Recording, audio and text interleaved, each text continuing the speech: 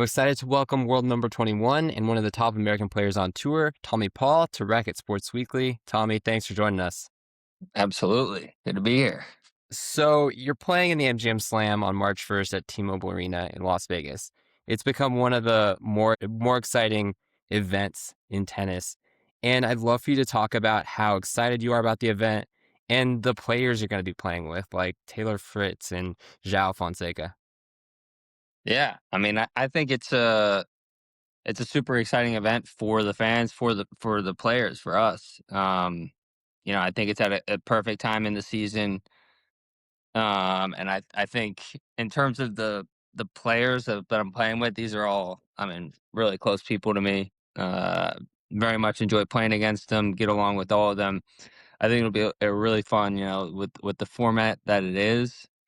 Um, and not yeah, like I said, not just for the players, but for the fans. I think it's an awesome event. Amazing. And it's obviously in Las Vegas, which is an incredible city, ton to do, lots of fun stuff. What are you most looking forward to when you have time off the court? Um, I don't know. I feel like there's really good food in Vegas, so I'm looking forward to that. I haven't spent a whole lot of time in Vegas, but I'm really looking forward to getting to know the city better. Awesome. And before we get off the topic of Las Vegas, I heard on the Nothing Major podcast that Cam Norrie said that you're one of the people he'd want to go out a night out on Vegas and in the city.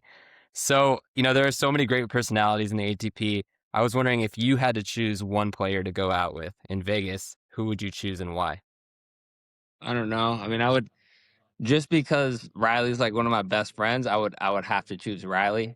Um, but yeah, I'm gonna go Riley Opelka.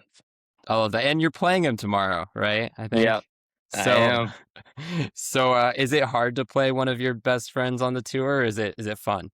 Well, it's really funny, and with Riley, we obviously he had a pretty big gap where he was injured and wasn't really playing much, but we have pretty much played the same schedule for, I mean, many, many years, and we've only ever played each other once on tour, and it was last year in Dallas. So this is like our second time when we actually played, I don't know, 25, 30 times throughout like junior tennis and futures and challengers. So it's been a while. We had that one match in Dallas, but other than that, it's been many, many years since we played. So I don't know that it's weird. For me, it's actually a little bit.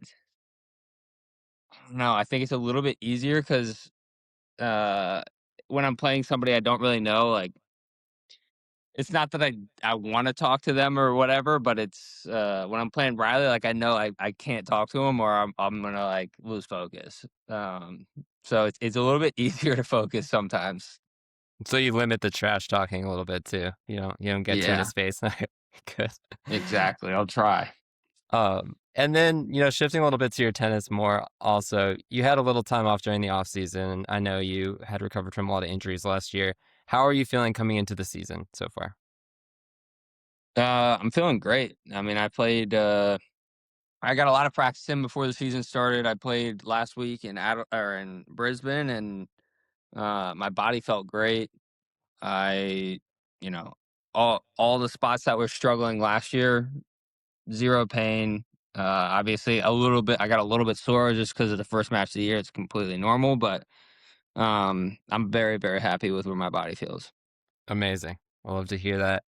And I just want to touch on the business side of tennis for a quick second. A lot of my listeners are industry professionals and people who work with brands and all that sorts of stuff. Tennis is obviously a huge business.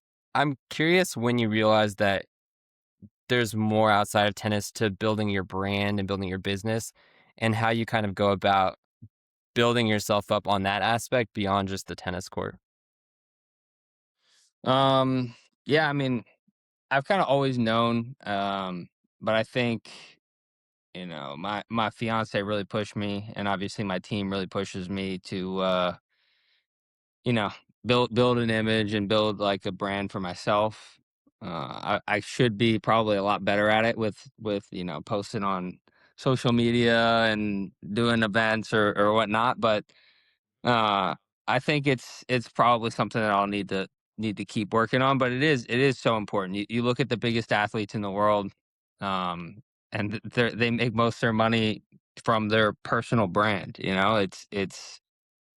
It's what turns greats into legends. It's what makes like a great athlete a great athlete. It's definitely super important, and it's an opportunity that most every athlete can kind of get. If they're pushing themselves on the court and in the space of building their brand, like you can make it happen.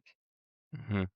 And when you're, looking for a sponsor, or a sponsor's coming to you or a brand's coming to you, what do you find attractive beyond just, the money amount, which is obviously logistic stuff, but what do you look for when you're trying to partner with a brand or something like that? I mean, I think it's very much about. I mean, if you align with the company, also, do you align with the people at the company? I think, for example, like the watch company that I work with, D Bethune, like I got into watches like a year before, and I thought their stuff was so cool. And then I met the guys; they're big Eagles fans. I very much love like talking Eagles games with them. We also, can collaborate on bands, like on the watch bands that match my outfits or match like the city that I'm in or something. I think that stuff's cool, and it builds my brand in its own kind of way. That's amazing. And yeah, I agree. And it's authentic to your audience too and your fans, and they like seeing you passionate about, the watch brands that you like. So that's awesome. And that's it from my side. I just wanted to say thank you. I wish you the best of luck at the Australian Open Thank and you. with the rest of your year. Have a good one. Appreciate that. Thanks so much.